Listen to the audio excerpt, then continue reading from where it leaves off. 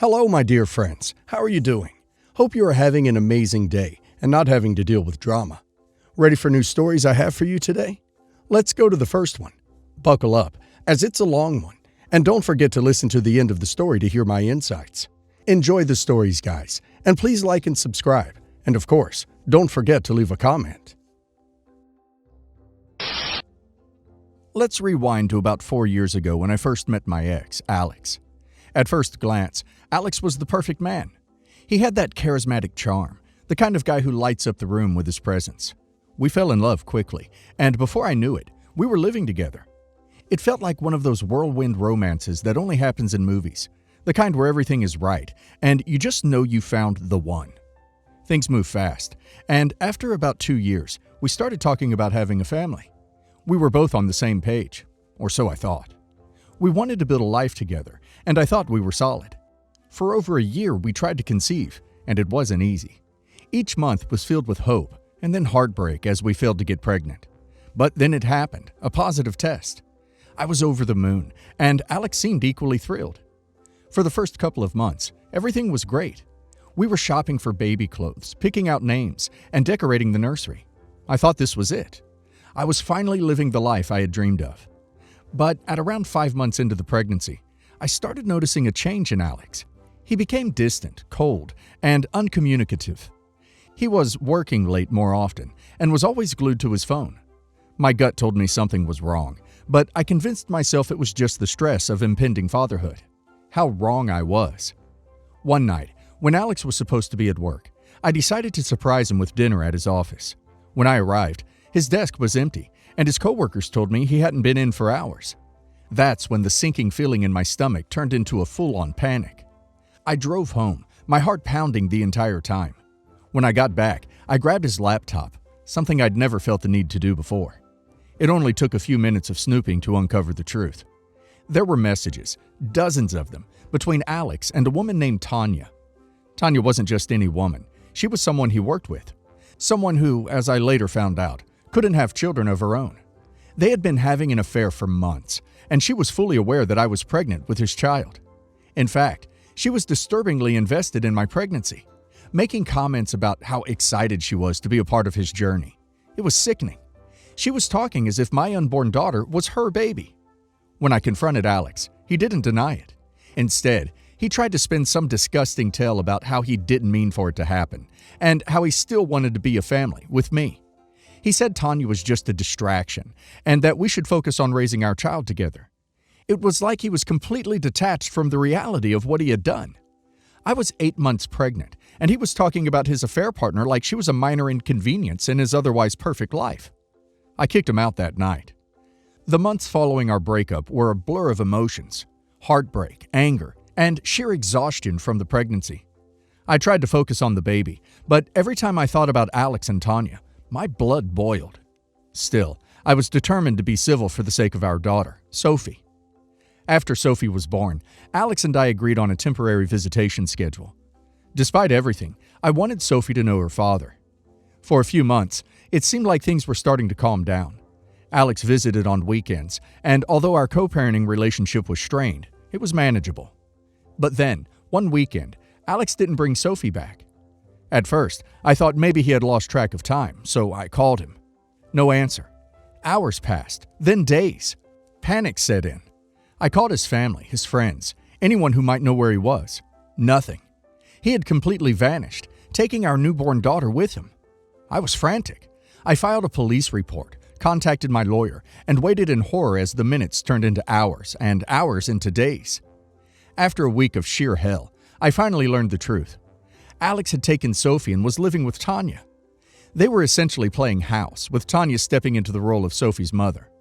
This woman, who knew full well she was breaking up a family, was now parading my daughter around as her own, pretending that Sophie was the child she could never have. It was like a sick fantasy they had concocted together. I was beside myself with rage and despair. How could he do this to me, to our child? I immediately took legal action. For months, I was in and out of court, battling for custody of my own child. I can't even begin to explain the toll it took on me. Every day felt like an endless nightmare. Every time I thought about Tanya holding Sophie, caring for her, calling herself Mommy, I wanted to scream. It wasn't just that she had stolen my partner. She had stolen my child and was treating her like some prize she had won in a twisted game. Alex, for his part, didn't see what he had done as wrong. He acted like Tanya and he were simply making the best of a bad situation, and that I was the one being unreasonable. It was infuriating. But finally, after months of court battles, the judge ruled in my favor. I was granted full custody of Sophie, and Alex's visitation rights were reduced to supervised visits. I also filed for and was granted a restraining order against both Alex and Tanya after I discovered that Tanya had tried to legally list herself as Sophie's guardian. This woman was so delusional that she actually thought she could take my place in Sophie's life permanently. Getting Sophie back felt like a massive weight was lifted off my shoulders. It was over. I had my daughter, and Alex and Tanya were out of our lives. For about a year, I lived in peace. Sophie and I were thriving, and although Alex had sporadic, supervised visits, they were few and far between. He clearly wasn't interested in being a father anymore, now that Tanya couldn't play house with him. Then, a little over a year after everything had settled, I started hearing whispers about Alex and Tanya's relationship. Apparently, things weren't as perfect as they had pretended. I learned that Alex had recently inherited a sizable sum of money from a distant relative. It wasn't millions, but it was enough to give him and Tanya a very comfortable life. And then, because the universe works in mysterious ways, Tanya betrayed him. It turns out that Tanya had been seeing someone behind Alex's back for months. Not just anyone, though. Alex's best friend. They had been carrying on their own little affair, right under his nose, and as soon as Alex received his inheritance, Tanya and this guy ran off together, taking a large portion of his money with him. Alex was left humiliated, broke, and alone. I hadn't heard from Alex in months. Life was peaceful again, and I was focusing on raising Sophie. Then, one evening, there was a knock on my door. When I opened it, I was shocked to see Alex standing there. He looked like a wreck. His clothes were rumpled, his hair a mess, and his eyes were bloodshot from what I could only assume was hours of crying. He broke down immediately, sobbing uncontrollably. Through his tears, he told me the whole story. Tanya had left him, his best friend had betrayed him, and they had taken a large chunk of his inheritance money. He had nothing left. No money, no friends, no place to stay. He was a broken man. And then, with all the nerve in the world, he asked if he could stay with me for a while. At that moment, it was like everything I had been through, the betrayal, the stolen baby, the months of court battles, all came rushing back to me. This man, who had destroyed my life, who had tried to take my daughter from me, was now standing on my doorstep begging for help. The audacity was mind-blowing. I couldn't help it. I laughed. I laughed in his face. I laughed because the sheer irony of the situation was too much to handle. Here he was, after all he had done, asking for my help. When I finished laughing, I calmly reminded him that I had a restraining order against him and that he was violating it by being here. He started pleading with me, saying he had nowhere else to go, that he had changed and that he wanted to make things right. But I wasn't having it. I told him to leave or I'd call the police. When he refused to go, I dialed 911. Within minutes, the cops were there, and Alex was escorted away. So now, here I am, Reddit. Some people in my life think I went too far by laughing in his face and calling the police. They say I should have been more compassionate, given the state he was in, that I shouldn't kick a man who is down. Others think he got exactly what he deserved, that karma had come back to bite him, and I was under no obligation to help him after everything he had done. But I'm left wondering, am I the a-hole for laughing at my ex's misfortune and calling the cops when he showed up at my door, begging for help? Or should I have been more understanding, even after everything that's happened? After what he put OP through, laughing is the least OP could have done. He kidnapped OP's daughter and tried to replace OP with some psycho who wanted to live out a weird fantasy. Now karma smacked him in the face, and he wants OP to save him? Nope, not OP's problem. The fact that he had the audacity to show up at OP's door after all that? OP handled it way better than I would have. And now let's hear the community's opinion. Not the a-hole. As a mom, I can't even imagine what you went through when he took Sophie. The emotional torture alone is enough to justify everything you did. You fought like hell to get your daughter back, and now he expects you to forget that and help him because he messed up again? Sorry, but people like him don't change.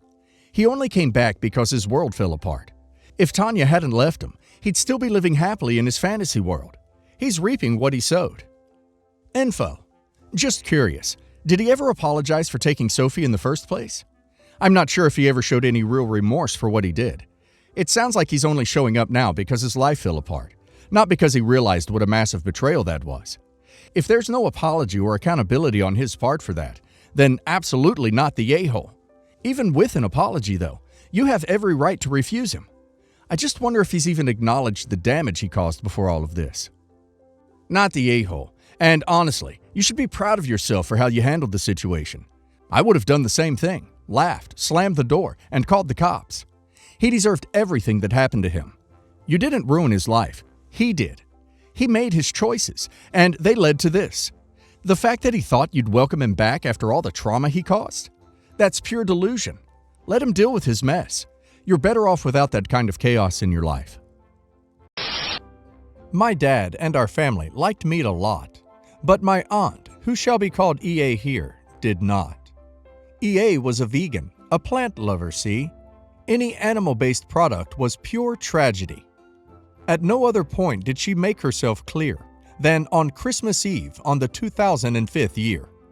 My dad always held a large dinner party, our relatives ranging from bitter to hearty. He always loved meat, whether pork, beef, or jerky, and always took pride in his Christmas turkey.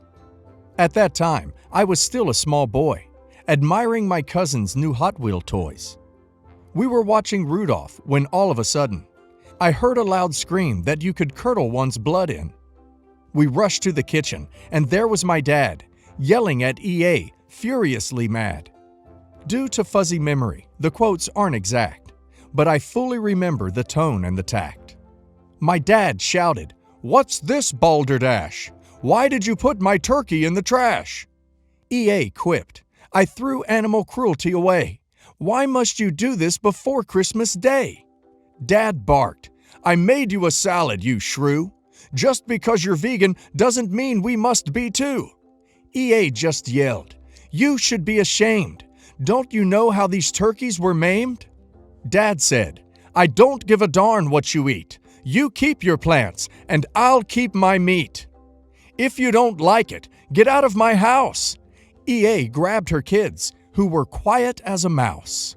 Then she whispered in her huffy stroll, "Don't worry, kids. Meat eaters get coal." I started crying because of the yelling, but my grandma soothed me in her voice, so compelling. We ended up ordering pizza that night. Other than the turkey, things turned out all right. EA still came every Christmas since then, but kept her mouth shut about being vegan. I think she especially became less of a brat when animal control took her vegan cat. She didn't stop us from having our Christmas feast. And he himself, her son, carved the roast beast. I think my favorite part is that even after being told that Santa gives coal to meat eaters, the EA son grew up to like meat. Assuming so, if he's comfortable enough to carve. That's the ultimate sign of defeat for an entitled parent. That and animal control has a way of putting zealous vegans in their place. Loved every second of this, OP. Just as well animal control took her vegan cat. Feeding cats a vegan diet is cruel. They're obligate carnivores. I never understood that part about veganism.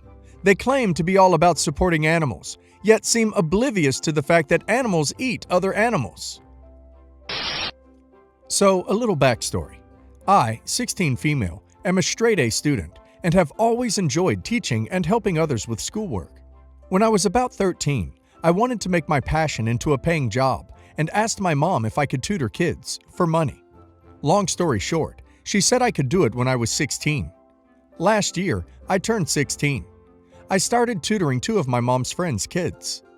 I don't charge much, only $5 per hour per kid.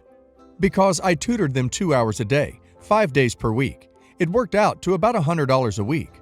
Not much, but it gave me some extra spending money.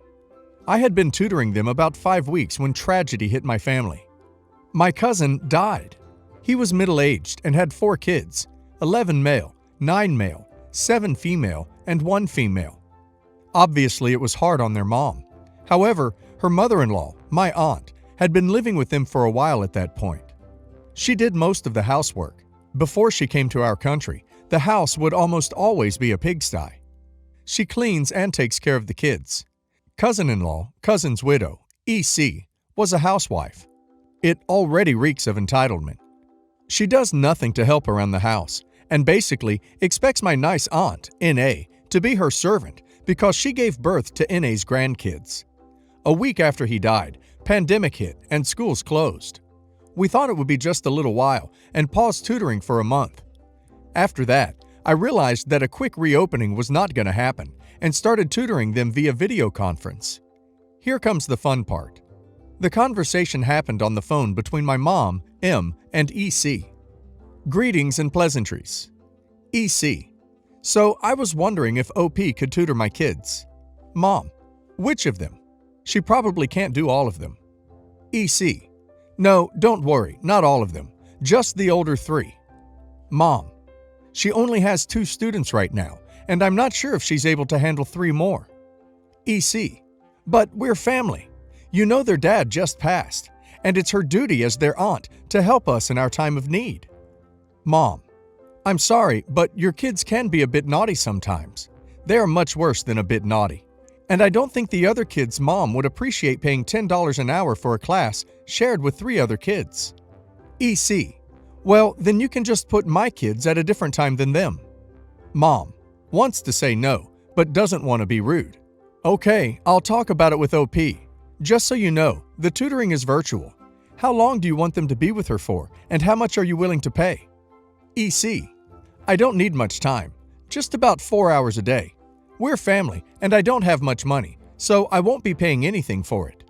Also, I'll need her to be with them physically because my kids need extra help. Mom. All right, I'll talk about it with OP. My mother lets me know that she wants me to decline, and I am happy to do so. 4 hours per day of unpaid work with her demon brats, plus risk of virus exposure, is a definite no. My mom tells me to call her and not be too rude. Me. Hi, EC. Mom told me about your request, and I'm afraid I'll have to decline or change the plan a bit. EC. But why? You're their aunt, and their dad just died, and it's your responsibility. Me.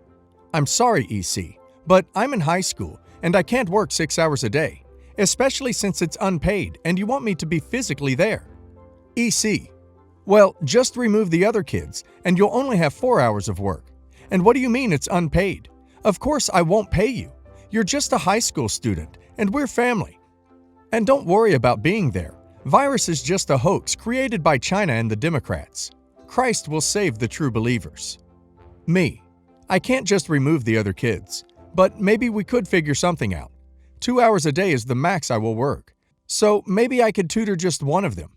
Or we could alternate kids on different days.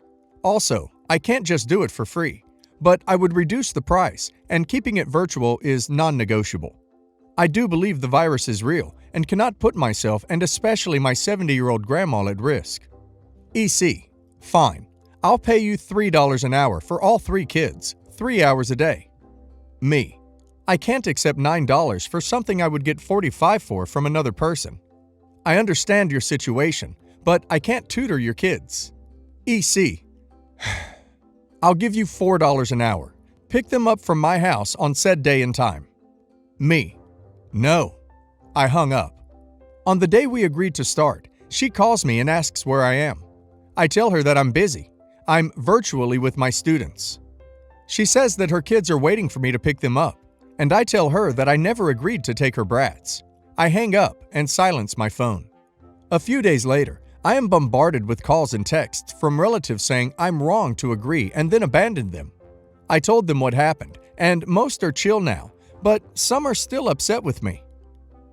Do not cave. You owe her nothing. You are not an aunt to those kids. You are second cousins once removed. If they give you any more grief, then you say, then I guess you will be volunteering 4 hours a day to go and tutor them, since they need it so badly. If they say, no, you do it, then you say, why would I do something you aren't willing to do yourself? Even if they don't live close, you can always suggest they tutor them virtually. Anyone who ever wants to volunteer you for something they won't do themselves are not worth your time or respect.